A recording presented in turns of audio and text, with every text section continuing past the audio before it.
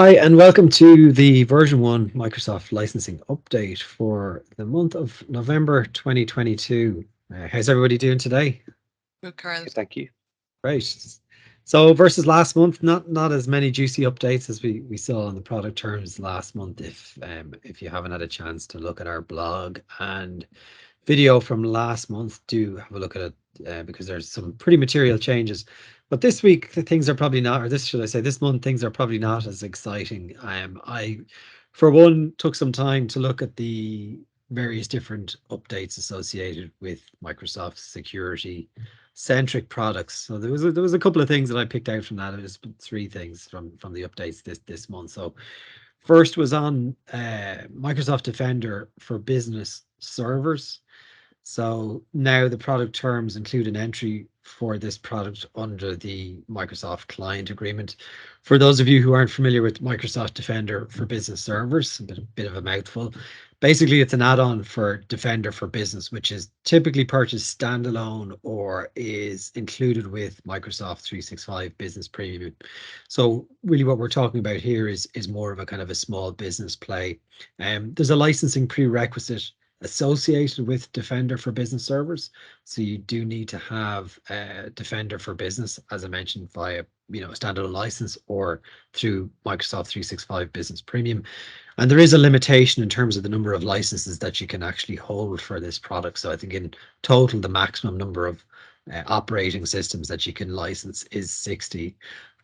What it does, right? So in effect, it gives you the same level of security that is offered to client devices, but the focus of this product being server operating systems.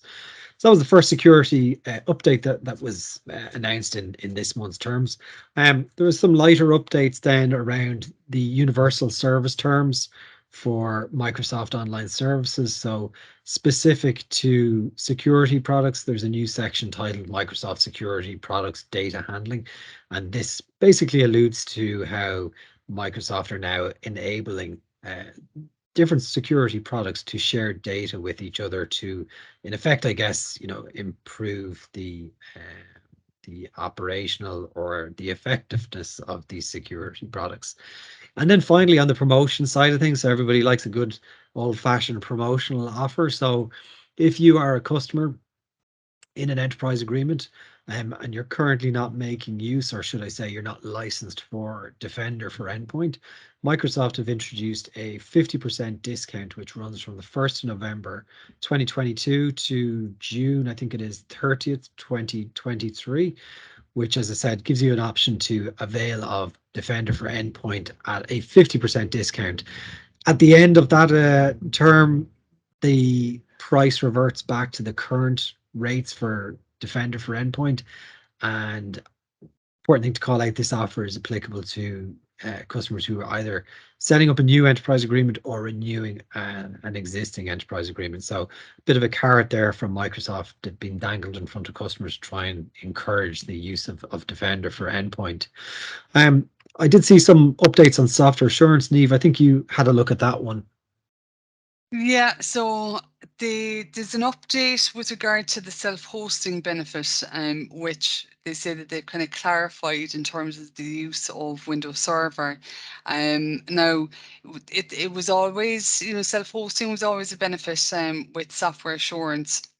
And possibly it was kind of hard to kind of see exactly what they kind of clarified, but I guess with all the recent changes in Windows Server from last month, it's most likely to do with the license mobility, possibly with Windows Server, when used in kind of a third party hosted environment, dedicated obviously to your self-hosting kind of solution that you're providing to customers.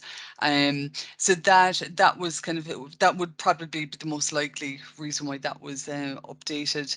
And then other than that, I looked at the privacy and security terms, but nothing kind of like, exciting really there. Just some changes to kind of the paragraphs around location of customer data at rest for a lot of the core online services, and Microsoft's commitments apparently. So again, nothing kind of earth shattering to report on that. Self-hosting one is interesting. I think that's a software assurance benefit that a lot of customers will possibly overlook. But I guess it's somewhat niche in terms of who it's targeted Yeah. towards, right? So ISVs, namely. But yeah, if you're hosting commercial solutions on Microsoft technology, there might be an angle to look at that one a little bit more closely. Might provide you with some licensing flexibility that you didn't know you had within your organization. Obviously, with all the usual health warnings and caveats, and software assurance being active is key here. Um, William, I know you were kind of looking at some of the changes associated with cross tenant migrations, if I remember correctly. I know we had a Yep. quick chat about this during the week. So what's moving and shaking on this one?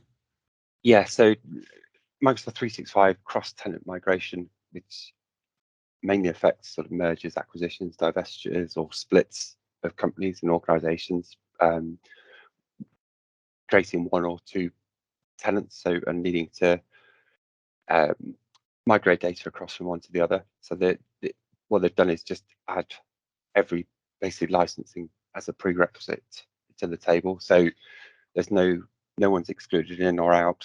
It's fully inclusive across the board for any license set that requires a cross-tenant migration. But it is an add-on um, product SKU that you need, but it just means that if you've got an Exchange Online Plan 1 license, for example, and that's going into another tenant, then that's eligible. So it's just opening up that cross-tenant migration functionality and features to everyone. So fully inclusive. And there is I know I couldn't see kind of a charge, but it looks as though they are charging a fee for that as well, aren't they? They are, yeah, and that's so it's a one-time fee. Yeah, so there is a one-time fee applied to that on top of the fact you have to have a license in each tenant for the duration of the migration. Okay. It's good to see Microsoft make some moves in addressing that, like some of those complexities associated with, tenant to tenant migration, because, particularly around mergers and acquisitions, how that's managed in the future is often never thought through until that time arrives when you're faced with how you manage not just the transfer of data and applications, but then how does the licensing, how do you navigate around the licensing requirements associated with that? And that is can be quite complicated, right? So good Yeah, to see some changes on that front. yeah, they're bringing it more in-house than having to rely on third-party Yeah. tooling. Very good. Any other updates from your side, William? Well, there was, yeah, just a minor one on the Azure side of things. So they brought in a updated clause really for commitment tiers and disconnected containers, which is more about the cancellation period and the rebate pro rata that's available if you have disconnected containers. So just a minor sort of amendment to the clause, and also they've stated, even though it was always in place, about the unlimited single sign-on for Azure Active Directory Basic, which is always there. They've just updated the terms to state that. Very good. Exciting stuff. Yeah. So, Richard, you've had a chance to read through the product terms. Anything that caught your eye? Yeah, so again, like you said, Carl, there wasn't quite a lot here. Two updates that maybe to touch on. The first one is the GitHub offerings.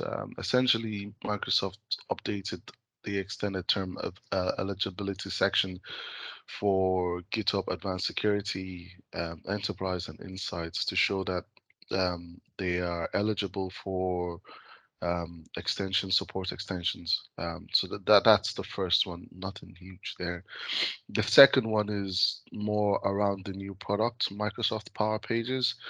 So yeah, they updated the availability table and the purchasing minimums to reflect what minimums are required for the Microsoft Power Pages.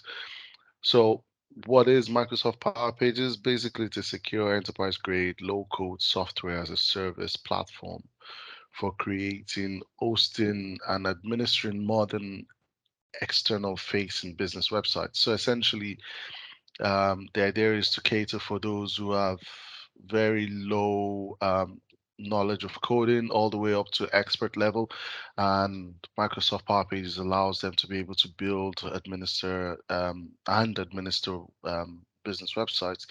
So essentially, what they've done is just updated the purchasing minimums to reflect this new product and to reflect the licensing minimums for it. So simple update there as well. Very good. So I think that about wraps things up for today's update. If you have any Microsoft licensing questions or any other software vendor licensing questions, please feel free to reach out to the software asset management practice here, version 1. We would be delighted to help you. Until next month's update and some of the upcoming fireside chats that we've got coming out this month, we will see you then. And thanks for attending. Bye. Bye, guys.